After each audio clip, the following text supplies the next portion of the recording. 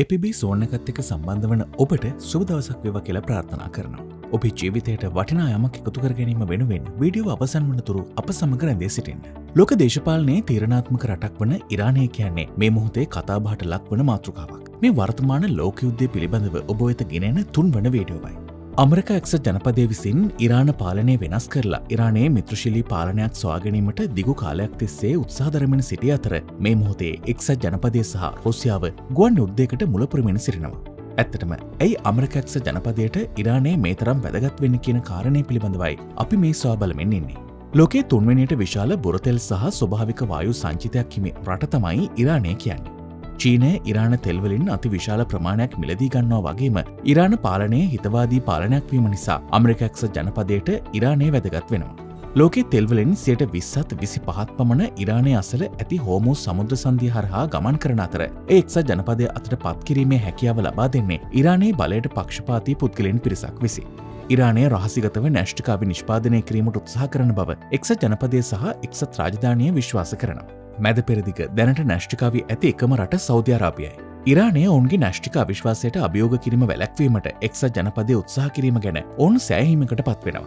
ඉරානය මැද පෙරදිග රටවල් කිහිපයක ක්‍රියාත්මක වන සන්නද්ධ කණ්ඩායම්වලට සහාය දක්වන අතර ලෙබනනයේ හිස්බුල්ලා, යේමනයේ හූති සහ පලස්තිනයේ හමාස් වැනි කණ්ඩායම් හරහා ඉරානය තම අවශ්‍යතාවලට බාධාවක් වන ඉරාකය, සිරියාව සහ යේමනය වැනි රටවලට තම බලය පතුරවලා තියෙනවා. ඉරානය කියන්නේ මිලියන 85කට අධික ජනගහනයක් සහ උගත් තරුණ ජනගහනයක් සහිත විශාල වෙළඳපොළක්. නීතිමය සීමාවක් නිසා අමරිකානු සමාගම්වලට දැනට ඉරානයට භාණ්ඩ නැවගත කරන්න බාධාවක් පවතිනවා. මේ සීමාව අමරිකානු සමාගම් සඳහා මිලියන 85ක නව පාරිභෝගික වෙළඳපොළක් විවෘත කරනවා. ඉරානය වසර ගණනාවක් තිස්සේ ජාත්‍යන්තර බැංකු පද්ධතියෙන් බැහැරව සිටිනවා. ඉරානය නැවතත් ගෝලීය වෙළඳාමට පිවිස ඇති අතර ඒ සියලුම තෙල් සහ ඒ ආශ්‍රිත ප්‍රධාන ගනුදෙනු අමරිකානු ඩොලර් වලින් සිදු කරනවා. දැන් ඔවුන්ට ක්‍රිප්ටෝ මුදල් භාවිත කිරීම වෙනුවට චීන සහ රුසියානු මුදල් සඳහා ඔවුන්ගේ භාණ්ඩ ඍජුවම හුවමාරු කර ගැනීමට හැකියාව පවතිනවා.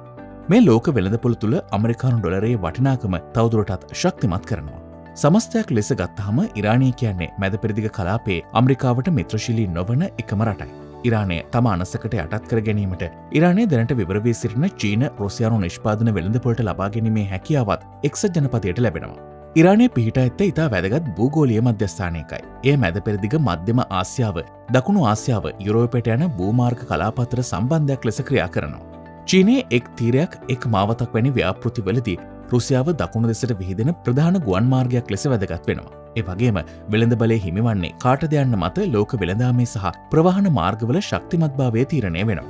පසුගිය තත්ත්වය තුළ ඉරානය රුසියානු හමුදා සහයෝගිතාව, චීනය වසර 25ක ආර්ථික ගිවිසුම, බ්‍රික්ස් සහ SCO වැනි සන්ධානවලට සමීපවීම වැනි පියවරගෙන තිබෙනවා. මේ බටහිරට එරෙහිව නව බලාක්ෂයක් වර්ධනය වීමේ අවධානමක් ලෙස අමරිකා එක්සත් ජනපදය සලකනවා. මැද පෙරදිග බොහෝ රටවල් සුන්නි පාලනය යටතේ පවතින අතර ඉරානය ෂියා බලයේ ප්‍රධාන කේන්ද්‍රය ලෙසින් සැලකෙනවා. ඉරානය ඉරාකයේ ෂියා දේශපාලන බලය, සිරියාවේ අසද් පාලනය, ලෙබනනයේ හිස්බුල්ලා, යේමනයේ හූති වැනි ජාලයන් හරහා කලාපීය බලය ගොඩනගාගෙන තිබෙනවා. මෙම බලව්‍යාපෘතිය සෞදි අරාබිය සහ අමරිකානු සන්ධාන රටවල් සඳහා විශාල උපායමාර්ගික අභියෝගයක් ලෙසත් සැලකෙනවා. සාරාංශයක් විදිහට කියනව නම් ඉරානය කියන්නේ හුදෙක් තෙල් ඇති රටක් නෙවේ. ඒ එකවරකදී බලශක්ති මධ්‍යස්ථානයක්, භූගෝලීය ගමන් මාර්ග පාලකයෙක්, කලාපීය සවිබල ජාලයක් මූලික කේන්ද්‍රයක් විදිහට දක්වන්න පුළුවන්. ඒ වගේම බටහිර බලයට අභියෝග කරන නව භූ දේශපාලනික අක්ෂයක කොටසක් වශයෙන් ක්‍රියා කරන රටක්. ඉරානය පිළිබඳ සටන කියන්නේ තෙල් පිළිබඳ සටනක් පමණක් නෙවෙයි. අද බොහෝ විශ්ලේෂකයින් දකින විදිහට 21 වන සියවසේ බලතුලනය සඳහා වන සටනක්. වීඩියෝ අවසානයේ තෙක් රැඳී සිටි ඔබට ස්තුතියි. ඔබගේ අදහස් පහලින් කමෙන්ට් කරන්නත්, වෙනත් කෙනෙක් වෙනුවෙන් වීඩියෝව ෂෙයා කරන්නත් අමතක කරන්න එපා. ලෝක යුද්ධය ගැන ගෙනෙන ඊළඟ වීඩියෝවෙන් හමු වෙනතුරු ඔබට සුබ දවසක්. ගිහින් එන්නම්. පරිස්සමෙන් ඉන්න. ජය වේවා.